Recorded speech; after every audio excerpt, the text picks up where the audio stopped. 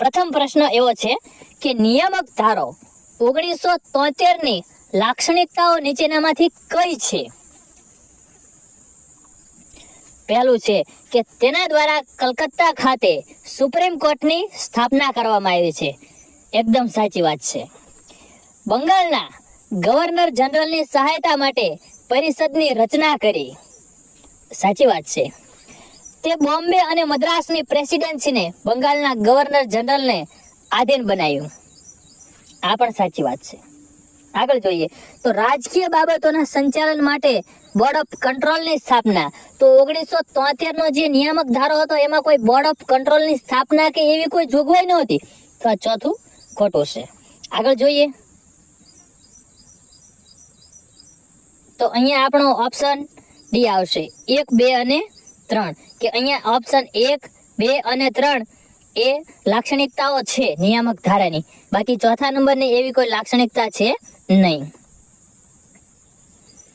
ભારતમાં દાસ પ્રથાની સમાપ્તિ કયા કાયદા દ્વારા કરવામાં આવી? Charter act 1813, charter act 1833, Pitt's India act 1700 કે ભારત પરિષદ અધિનિયમ 1861? B charter act 1833. કયા કાયદા દ્વારા ભારતીય પ્રદેશોને બ્રિટિશ તાજની સત્તા હેઠળ મુકાયું? A ભારત શાસન અધિનિયમ 1858, B ભારત પરિષદ અધિનિયમ 1861, C ચાર્ટર એક્ટ 1833 કે પછી D ભારત પરિષદ અધિનિયમ 1892? તો આવો પ્રશ્ન જ્યારે આપણે જોઈએ ને તો આપણને ઇતિહાસ વાંચેલો હોય ને તો ખબર પડી જાય.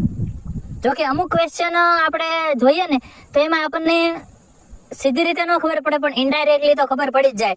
અહીંયા સાચો જવાબ આવે છે ઓપ્શન એ ભારત શાસન અધિનિયમ 1858. આપણને ઇતિહાસ વાંચેલો હોય, આપણને ખબર હોય કે 1857 નો સ્વાતંત્ર્ય સંગ્રામ થયો, પછી બ્રિટિશ તાજનું સીધું શાસન આવ્યું. તો એ 57 ની આજુબાજુમાં જ હોય, 57 પછી તરત 58 માં. તો આ ભારત શાસન અધિનિયમ 1858 માં આવ્યો હોય.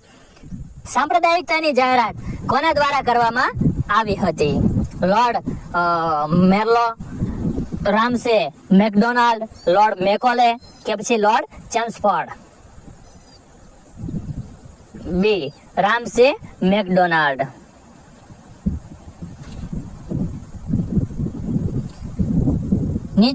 નીચેની બાબતોને સમયાનુક્રમ અનુસાર ગોઠવો. કાળક્રમ અનુસાર આ બધું ગોઠવવાનું છે. આ બધું જે બંધારણ છે ને એને આપણે આમ બેવડું કહી શકું. મારું કેવું તો એવું છે.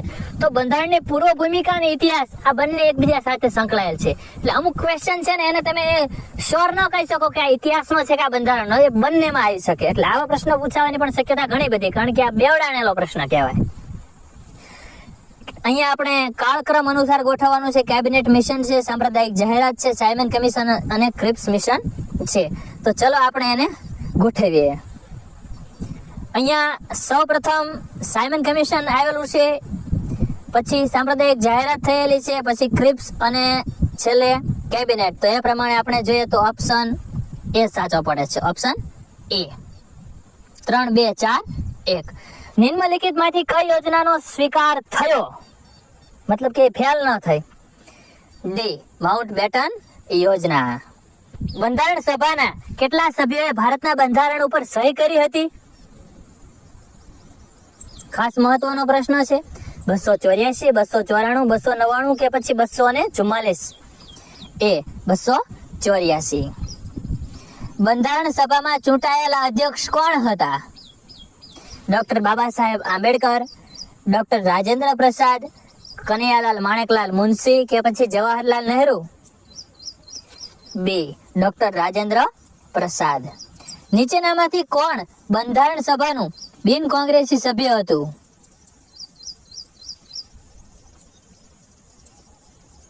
જવાહરલાલ નહેરુ, રાજેન્દ્ર પ્રસાદ, ડોક્ટર બાબા સાહેબ આંબેડકર કે પછી કનૈયાલાલ માણેકલાલ મુનશી? D doctor Baba Saheb Ambedkar.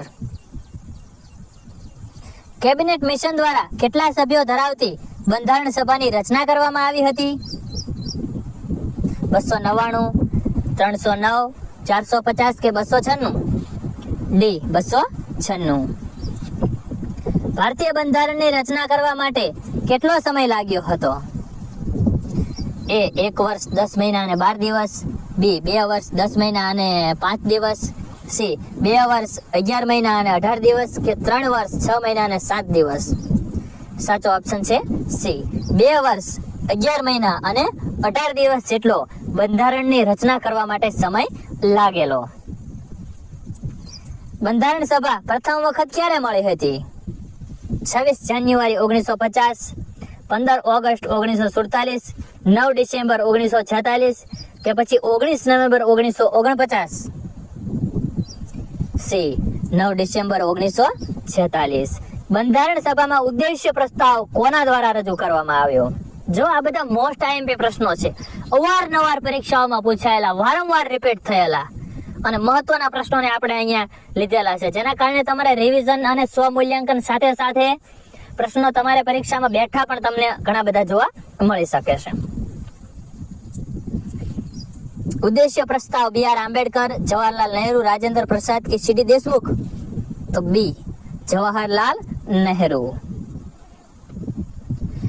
નીચે આપેલ વિગતોને ખરો વિકલ્પ પસંદ કરી અને જોડો. અહીંયા આપણે જોડકા જોડવાના છે. જોઈએ. સંચાલન, સમજૂતી, સમિતિ અને એના અધ્યક્ષો છે. સંચાલન, સમજૂતી અને સમિતિ, તો આના અધ્યક્ષ હોય તો એ હતા રાજેન્દ્ર પ્રસાદ. રાષ્ટ્રીય ઝંડા સમિતિ, જે.બી. કૃપણાલી ઝંડાની. કેન્દ્ર એટલે સંઘની બંધારણ સમિતિ, તો એના જવાહરલાલ નહેરુ અધ્યક્ષ. અને ક્ષેત્રીય એટલે કે પ્રાંતીય બંધારણ સમિતિ, તો એના અધ્યક્ષ કોણ હતા? સરદાર વલ્લભભાઈ પટેલ. તો અહીંયા આપણો સાચો જવાબ બનશે ઓપ્શન એ. ભારત સ્વતંત્ર થયા, મતલબ કે ભારત 15 ઓગસ્ટ 1947 ના રોજ સ્વતંત્ર થયું, તેના બાદ ભારતના બંધારણને લાગુ થતા 26 જાન્યુઆરી 1950 પહેલા દેશનું શાસન કયા કાયદા અંતર્ગત ચલાવવામાં આવ્યું? કામ ચલાવ બંધારણ 1947, ભારતીય સ્વાતંત્ર્ય અધિનિયમ 1947, બ્રિટનમાં સ્થાપિત કાયદાઓ દ્વારા, કે પછી ભારત શાસન અધિનિયમ 1935? ડી, ભારત શાસન અધિનિયમ 1935. આના દ્વારા જ શાસન ચલાવાયું. આપણા બંધારણમાં પણ આ જે ભારત શાસન અધિનિયમ 1935 હતો, એમાંથી કેટલી બધી બાબતોનો સમાવેશ કરવામાં આવ્યો હતો. મૂળભૂત અધિકારોનો ખ્યાલ, ફંડામેન્ટલ રાઇટ્સ, ક્યાંથી પ્રેરિત છે? યુએસએસઆર, યુએસએ, ઇંગ્લેન્ડ કે પછી Germany? B, USA, United States of America. ભારતીય સંવિધાનના મૂળભૂત માળખાની વ્યાખ્યા કરવાનો અધિકાર કોને આપવામાં આવ્યો? મૂળ માળખું, જે ઢાંચો છે બંધારણનો, એની વ્યાખ્યા કરવાનો અધિકાર કોને? બંધારણને સુપ્રીમ કોર્ટ એટલે કે સર્વોચ્ચ ન્યાયાલય, રાષ્ટ્રપતિ, સંસદ? બી, સર્વોચ્ચ ન્યાયાલય. સર્વોચ્ચ ન્યાયાલય કીધેલું જ છે કે બંધારણમાં સુધારો થઈ શકે પણ એના મૂળ માળખામાં પરિવર્તન ન થઈ શકે. તો મૂળ માળખું એટલે શું? તો એ સર્વોચ્ચ ન્યાયાલયે બહાર પાડેલું છે. સ્વતંત્રતા, સમાનતા અને બંધુતાના સિદ્ધાંતો કયા દેશના બંધારણમાંથી લેવામાં આવેલા છે? ઓસ્ટ્રેલિયા, બ્રિટન, ફ્રાન્સ કે અમેરિકા? C, France. નિમ્નલિખિત માંથી કયો સિદ્ધાંત ભારતીય રાજકીય વ્યવસ્થામાં જોવા મળતો નથી? દ્વિનાગરિકત્વ, હા, એ નથી જોવા મળતું. કેન્દ્ર રાજ્ય વચ્ચે સત્તાનું વિભાજન છે. આપણે બંધારણ સર્વોચ્ચ છે. બંધારણની વ્યાખ્યા કરવાનો ન્યાયતંત્રને અધિકાર છે. આપણે જે હમણાં જ આગળ જોઈ લીધું. તો દ્વિનાગરિકત્વ એવો કોઈ આપણે વ્યવસ્થા કોઈ એવી કઈ જોવા મળતી નથી. અમેરિકામાં બેવડું નાગરિકત્વ છે, આપણે અહીંયા એવું કઈ છે નહીં. ત્યાં સ્ટેટનું અને જે રાજ્ય છે એના અલગ અલગ નાગરિકત્વ હોય. નાગરિકતાને ભારતીય બંધારણના કયા ભાગમાં સમાવેશ કરાય છે? તૃતીય, દ્વિતીય, પ્રથમ કે ચતુર્થ? સાચો જવાબ છે ઓપ્શન બી, દ્વિતીય. પ્રથમમાં સંઘ, બીજામાં નાગરિકતાનો ઉલ્લેખ છે. ભારતીય લોકતંત્રમાં પ્રજાસત્તાક નો સિદ્ધાંત શેના દ્વારા પ્રદર્શિત થાય છે? લેખિત બંધારણ, બિન સાંપ્રદાયિકતા, સ્થાનિક સરકાર સુધી સત્તાની વહેંચણી કે રાષ્ટ્રના વડા તેમજ પ્રતિનિધિઓની ચૂંટણી? ઓપ્શન ડી, રાષ્ટ્રના વડા તેમજ પ્રતિનિધિઓની ચૂંટણી. તો જ રિપબ્લિક, પ્રજાસત્તાક એટલે પ્રજાના હાથમાં સત્તા. ચૂંટણી થાય ત્યારે જ પ્રજાના હાથમાં સત્તા આવે ને કે હું આને વોટ દઈ શકું અને જીતાડી શકું એમ. ભારતમાં લોકતંત્ર કેવા પ્રકારનું છે? મૂળભૂત લોકતંત્ર, મર્યાદિત લોકતંત્ર, નિર્દેશિત કે પછી સ્વતંત્ર? તો આપણે અહીંયા લોકતંત્ર છે ને સ્વતંત્ર છે. નિમ્નલિખિત માંથી ભારતીય બંધારણ ઉપર સૌથી વધુ પ્રભાવ પડ્યો છે. હમણાં જ આપણે વાત થઈ જઈ. Government of India act 1935, Indian council act 1919, Indian government act 1919 કે પછી ઇન્ડિયન ઇન્ડિપેન્ડન્ટ એક્ટ 1947? સાચો જવાબ બનશે ઓપ્શન એ, 1935. ભારતીય નાગરિકને મત આપવાનો અધિકાર બંધારણ હેઠળ કેવો અધિકાર છે? દીવાની, મૂળભૂત ફરજ છે, રાજકીય અધિકાર કે મૂળભૂત અધિકાર?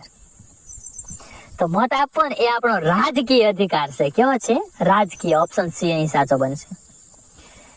સંવિધાનના આરંભે નાગરિકતાની જોગવાઈ કયા અનુચ્છેદમાં કરવામાં આવેલી છે?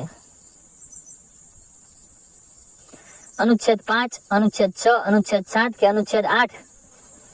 સાચો જવાબ છે ઓપ્શન એ, અનુચ્છેદ 5. બંધારણ દ્વારા નાગરિકોને કયા પ્રકારની નાગરિકતા પ્રદાન કરેલ છે? એકલ, દ્વિ, બહુ કે સમાન? એકલ નાગરિકતા છે. ભારત રાજ્યો અને રાજ્ય ક્ષેત્રોને કઈ સૂચિમાં નિર્દિષ્ટ કરવામાં આવ્યા છે? અનુસૂચિ 2, 4, 3 કે 1? અનુસૂચિ 1 માં. ભારતીય સંઘનો ભાગ ન હોય તેવા બાહ્ય રાજ્યોના ભારતમાં પ્રવેશ અંગેની જોગવાઈ કયા અનુચ્છેદમાં કરવામાં આવેલ છે? અનુચ્છેદ 3, અનુચ્છેદ 2, આવી કોઈ જોગવાઈ નથી કરવામાં આવેલી. બી, અનુચ્છેદ 2 માં. રાજ્યોના ક્ષેત્ર, સીમા અને નામોમાં પરિવર્તન કરવાની સત્તા કોને આપવામાં આવી છે? સંસદ, મંત્રી પરિષદ, જે તે રાજ્ય કે રાષ્ટ્રપતિને? એ, સંસદને આ સત્તા આપવામાં આવી છે. સંવિધાન મુજબ ભારતીય રાજ્ય ક્ષેત્રમાં શેનો સમાવેશ કરવામાં આવેલો છે? રાજ્યો, કેન્દ્ર શાસિત પ્રદેશ, અર્જિત પ્રદેશો કે ઉપરોક્ત તમામ? ડી, ઉપરોક્ત તમામ. ભારતીય બંધારણ મુજબ ભારત સંઘના રાજ્યોને કઈ સત્તા આપવામાં આવી છે? સીમામાં પરિવર્તન કરવાની, નામમાં પરિવર્તન કરવાની, ભારત સંઘમાંથી અલગ થવાની કે ઉપરોક્તમાંથી એક પણ નહીં? ઉપરોક્તમાંથી એક પણ નહીં. ખાસ ધ્યાને લેજો, આ એક પણ સત્તા નથી. ભારતીય બંધારણ મુજબ ભારત સંઘમાં રાજ્યોને સીમામાં પરિવર્તન કરવાની, નામમાં સંઘમાંથી અલગ થવાની એવી કોઈ સત્તા નથી. નહીતર ખલિસ્તાનીઓ તો બધા અલગ થઈ જાય. અમારે કઈ અલગ બનાવું?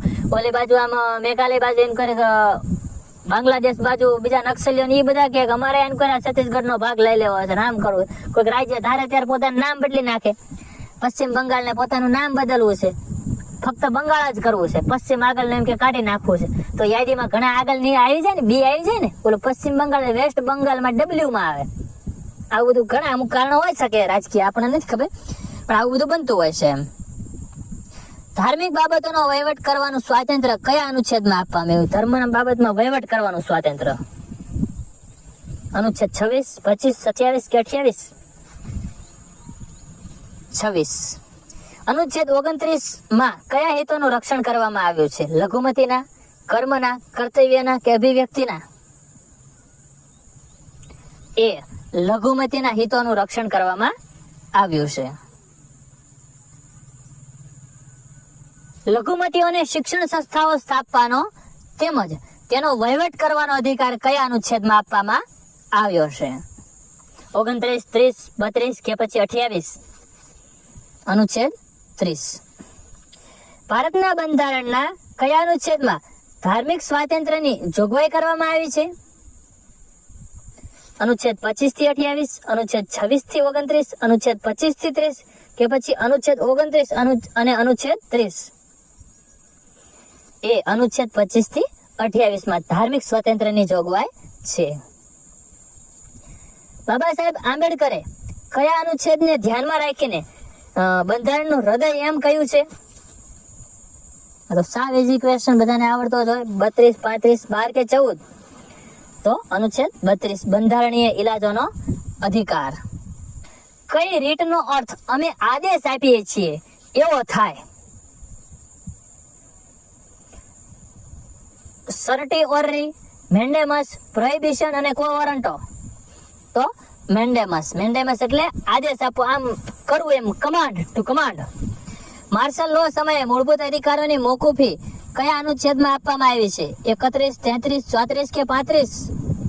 અનુચ્છેદ 34.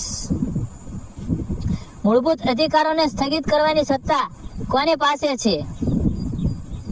સંસદ, રાષ્ટ્રપતિ, સર્વોચ્ચ ન્યાયાલય કે વડાપ્રધાન? બી, રાષ્ટ્રપતિ પાસે. ભારતીય બંધારણ મુજબ નીચેનામાંથી કયો અધિકાર મૂળભૂત અધિકાર નથી? સમાનતાનો અધિકાર, ધાર્મિક સ્વાતંત્ર્યનો અધિકાર, માહિતીનો અધિકાર, બંધારણીય ઇલાજોનો અધિકાર? ઓપ્શન સી, માહિતીનો અધિકાર. આ કોઈ મૂળભૂત અધિકાર છે નહીં. કાયદા સમક્ષ સમાનતા કયા અનુચ્છેદમાં ઉલ્લેખિત છે? અનુચ્છેદ 12, અનુચ્છેદ 14, અનુચ્છેદ 16 અને અનુચ્છેદ 18? અનુચ્છેદ 14. કાયદા સમક્ષ સૌને સમાનતા. બંધારણના કયા અનુચ્છેદમાં રાજ્યની વ્યાખ્યા કરવામાં આવી? 12, 13, 15 કે 16? 12. ભારતના બંધારણમાં કયા ભાગને ભારતનો મેગ્ના કાર્ટા કહેવાય છે? 2, 3, 4 કે 1? ભાગ 3. ભાગ 3 એટલે મૂળભૂત હકો. મૂળભૂત હકો એટલે મેગ્ના કાર્ટા. ઇંગ્લેન્ડના રાજાએ, એના કોઈક સમ્રાટ હતા, એમને મેગ્ના કાર્ટા બહાર પાડેલું. આપણે જે પ્રથમ નંબરનું પેપર મૂકેલું કોન્સ્ટેબલનું, એની અંદર આપણે ડિટેલમાં વાત કરી, અને એમાં ખૂબ જ મહત્વના પ્રશ્નો છે. જો તમે એ ન જોયું હોય તો એ પણ જોઈ શકો છો. તેની વ્યાખ્યા ભારતીય બંધારણમાં કયા અનુચ્છેદમાં આપવામાં આવી છે? અનુચ્છેદ 12, 13, 14 કે 16? બી, અનુચ્છેદ 13. 1949 ના મૂળ બંધારણમાં કેટલા મૂળભૂત અધિકારો આપવામાં આવ્યા હતા? સી, 7 આપવામાં આવ્યા હતા. હાલમાં પૂછે તો કેટલા? 6. હાલમાં કેટલા છે? 6 છે. મિલકતનો અધિકાર એ નાબૂદ કરવામાં આવ્યો છે. હવે છેલ્લા 5 પ્રશ્નો બાકી રહ્યા છે. વિદ્યાર્થી મિત્રો, જો તમને અમારી ભણાવવાની રીત અનુકૂળ આવતી હોય તો તમે વિડીયોને એક લાઈક આપી દેજો. પ્લસ તમે આ ચેનલને સબસ્ક્રાઇબ પણ કરી શકો છો જો તમને વિડીયો પસંદ આવતા હોય તો. અને તમારી જેમ તૈયારી કરતા બીજા વિદ્યાર્થી મિત્રોને પણ શેર કરી દો. અને બાજુમાં આપેલ બેલ આઇકન પણ પ્રેસ કરી દેજો, જેને કારણે કોઈ પણ વિડીયોથી વંચિત ન રહી જઈએ. તો આગળ જોઈએ. સમાનતાનો અધિકાર કેટલા અનુચ્છેદમાં વિસ્તારિત છે? 3, 4, 5 કે પછી 6? સી, 5. કોની સંમતિ વિના ભારતનો કોઈ પણ નાગરિક અન્ય દેશ પાસેથી હોદ્દો કે ઇલકાબ સ્વીકારી શકતો નથી? રાષ્ટ્રપતિ, સંસદ, વડાપ્રધાન કે પછી મંત્રી પરિષદ? એ, રાષ્ટ્રપતિ. અસ્પૃશ્યતા નાબૂદી વિશે કયા અનુચ્છેદમાં ઉલ્લેખ કરવામાં આવ્યો છે? 15, 16, 17 કે પછી 18?